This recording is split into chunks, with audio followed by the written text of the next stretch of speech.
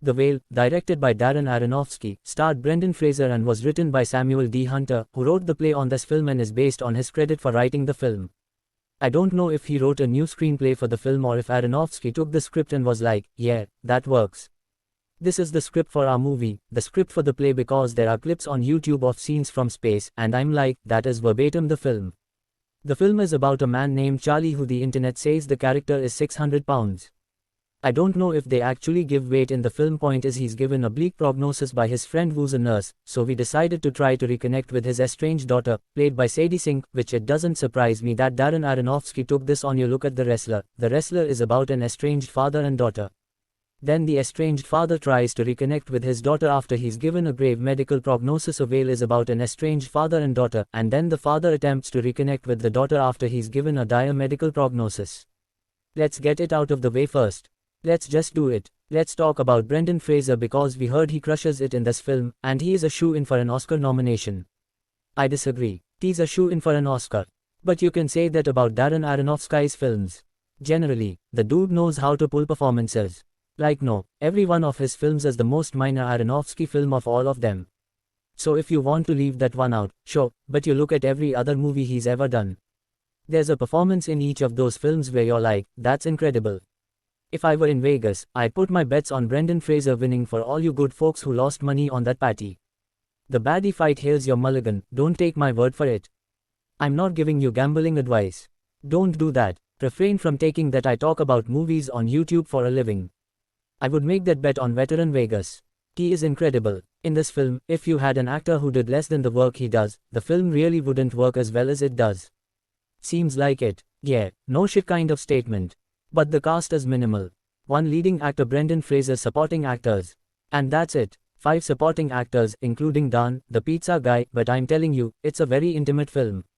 And one of the things that help is that you never see the fat suit makeup when you see Brendan Fraser's character. I've seen it on TV. In other movies, you see the fat suit. That's another Oscar. This film might be up for best makeup because it was an incredible job well done. And seeing Brendan Fraser give us a performance like this is something special. 20 years ago or so he wasn't in the place to pull from that much pain.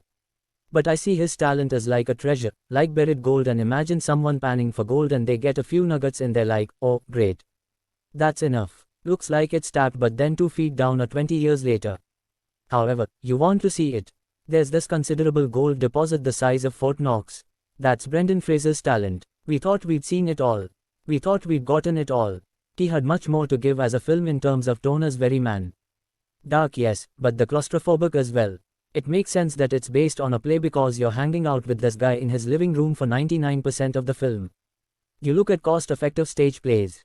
They usually have that one location where the story takes place, and so you watch this, you're like, oh yeah, this is totally based off the stage blank, and that intimate if not claustrophobic feeling is aided by the 4:3 aspect ratio presentation. Now, this film is decidedly Darren Aronofsky, and for my part, that excites me. It's like Darren Aronofsky, Quentin Tarantino, Christopher Nolan, and James Cameron. These are all directors, and it feels like an event to me when they come out with something new. I can only describe it as game day, with your favorite team playing. You just have to watch it right now. You want to do it before TiVo. You don't want to record it. Watch it later. You need to watch it right now. Do people still record stuff? Or is it just on demand now? Is that what it is called? Whatever, you can't wait to pop in the VHS and watch it later after you adjust the tracking there.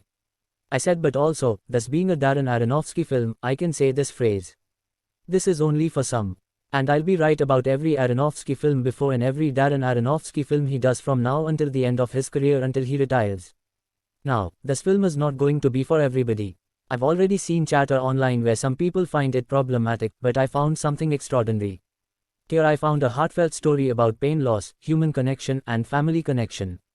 Everybody in this film has at least a moment where they just come across as rough around the edges, some more than others. Even though it's super likable, people have a couple of moments of dialogue where it's like you're being high and mighty right now, but the film also gives context to pain. So you see both sides of it, how they are, and why they are the way they are. That's the real magic right there. That's the mythical element, because that's a luxury we rarely afford in life with the people we interact with. But everyone in this film is dealing with something, because everyone in life always is. That's just life. And that's it. It's either uncomfortably unenjoyable or you'll find something special with it. And there isn't a lot of room for in between.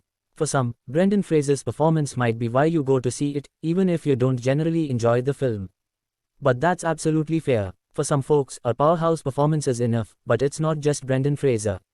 What he gives us is truly something special.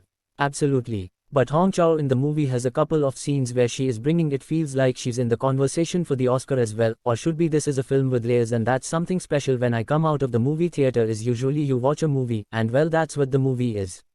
For more reviews subscribe to the channel, and let me know your thoughts about the Whale movie. Also do check out our website for more reviews.